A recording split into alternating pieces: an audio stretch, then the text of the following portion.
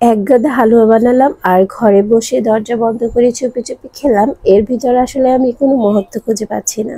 আমাদের আশেপাশে এমন অসহায় অনেক লোক আছে যারা হালুয়া জিনিসটা কি সেটাই ঠিকঠাক ভাবে জানে না বা কখনো খাওয়ার সুযোগ হয়নি।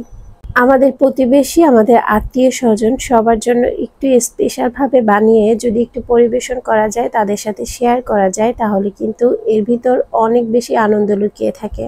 হ্যালো এভরিওয়ান, আসসালামু আলাইকুম। কেমন আছেন সবাই? সবাইকে ওয়েলকাম করছি জুনাইরাস মম ইউটিউব চ্যানেলে। আজকে আমি একটু ছোট্ট আয়োজন করেছিলাম আর সেটা আপনাদের সাথে একটু শেয়ার করছি। হালুয়া তো কম বেশি আমরা সবাই বানাতে পারি, কিন্তু অনেক সময় এই সুজির হালুয়া বানাতে গেলে একদমই দলা পেকে যায়। আর এটা নির্দিষ্ট অনেকগুলো কারণও রয়েছে। সুজির হালুয়া পারফেক্টভাবে তৈরি করতে হলে আপনাকে কিন্তু সুজিটাকে প্রথমে একদম চুলার আঁচটা লোতে রেখে আস্তে আস্তে করে অনেকক্ষণ যাবৎ ভাজতে হবে। সুজির দানাটা এতটাই ছোট থাকে, যখন আপনি এটা না ভেজে রান্না করতে যাবেন তখন কিন্তু এটা দলা পাকার চান্স 100%-এর ভিতর 90%ই থেকে যায়। আমি ভাজতে ভাজতে সুজির দানাটা একদম বড় হয়ে গেছে, দেখতে পাচ্ছেন একটার গা থেকে আর একটা একদমই ছেড়ে দিচ্ছে। ঠিক এভাবে করে নিতে হবে, তাহলে এটা আর কখনোই দলা পেকে যাবে না। এভাবে ভেজে নিলে সুজির হালুয়াটা অনেক বেশি মজার হয়। অন্যদিকে আমি পানি বসিয়ে দিয়েছি আর এখানে আমি দারচিনি, এলাচ দিয়েছি আর তেজপাতা দিয়েছি সুন্দর একটা ফ্লেভারের জন্য।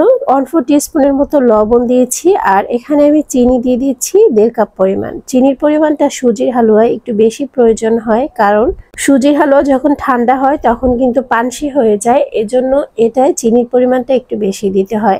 পানিটা জাল করে একদম লাল করে ফেলতে হবে আর সেই পর্যায়ে এই যে ভেজে রাখা সুজিগুলো আস্তে আস্তে করে এভাবে করে দিতে হবে আর অন্য হাতে নেড়ে নিতে হবে। তাহলে কিন্তু একদমই দলা পেকে যাবে না আর হালুয়াটা দেখতে যেরকম সুন্দর হবে, খেতেও খুবই মজা হয়।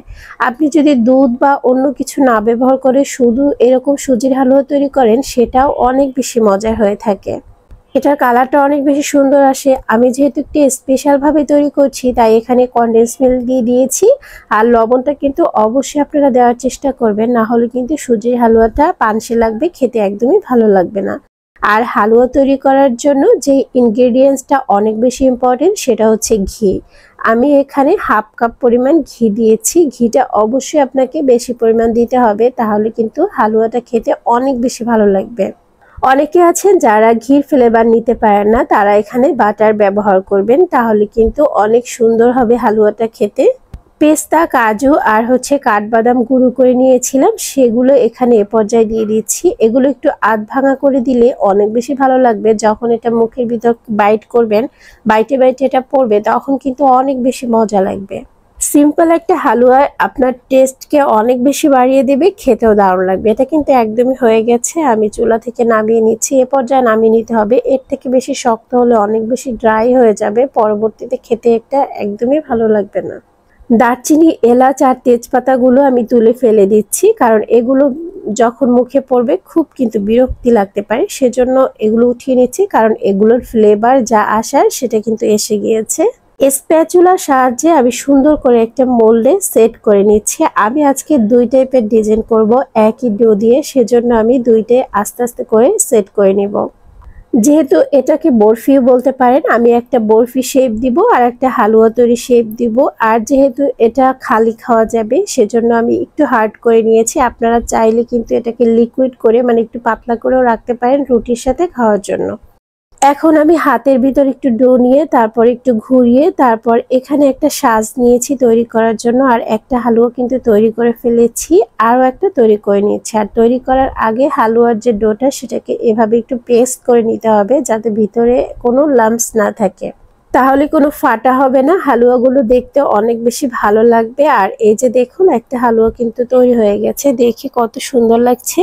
দেখা সৌন্দর্যের সাথে সাথে এগুলো খেতেও খুব ভালো লাগবে। পরিবেশনের জন্য বা দৃষ্টি আকর্ষণের জন্য আমি সুন্দর করে এখানে মাঝ বরাবর কিশমিশ দিয়ে দিয়েছি, যাতে করে ফুলটা দেখতে অনেক বেশি সুন্দর লাগে আর এটা খেতেও ভালো লাগে। যারা পছন্দ করেন না, স্কিপ করতে পারেন। হালুয়াটা কতটা সুন্দর লাগছে দেখতে, মাশাআল্লাহ, আলহামদুলিল্লাহ, অনেক বেশি ভালো ছিল।